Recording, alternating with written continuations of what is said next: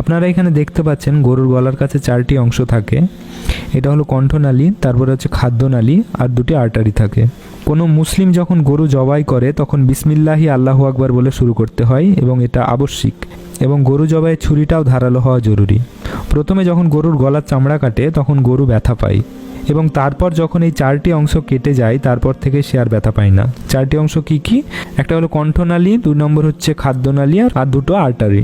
4টি অংশ কেটে যাওয়ার পর ব্যথা করে না, কারণ ওই 4টি অংশ কেটে দেওয়ার পর প্রাণীটি তার জ্ঞান হারিয়ে ফেলে। কারণ ওই ভেনগুলি কেটে দেওয়ার পর অনেক পরিমাণ রক্ত বের হয়, এবং রক্ত বের হওয়ার জন্য তার রক্তচাপের অনেক পরিবর্তন হয়, কিন্তু সেন্ট্রাল কর্ড অক্ষত অবস্থায় থাকে, তাই তার নার্ভাস সিস্টেম অ্যাক্টিভ থাকে। এদিকে গলার ভেনগুলো কেটে যাওয়ার জন্য ব্রেনে রক্তের প্রয়োজন হয়, ফলে গরুর ব্রেন তখন মেরুদণ্ডের মধ্যে থাকা স্পাইনাল কর্ডের মাধ্যমে হৃৎপিণ্ডকে সিগন্যাল পাঠায়, ফলে তার হৃৎপিণ্ড তখন খুব দ্রুত পাম্প করতে থাকে, অর্থাৎ দ্রুত রক্ত পাঠাতে থাকে।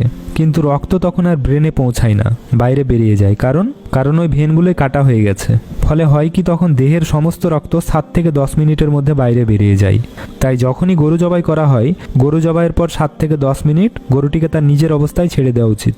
অনেকে গরু জবাইয়ের পর তার মেরুদণ্ডের স্পাইনাল কর্টেক্সকে কেটে দেয়।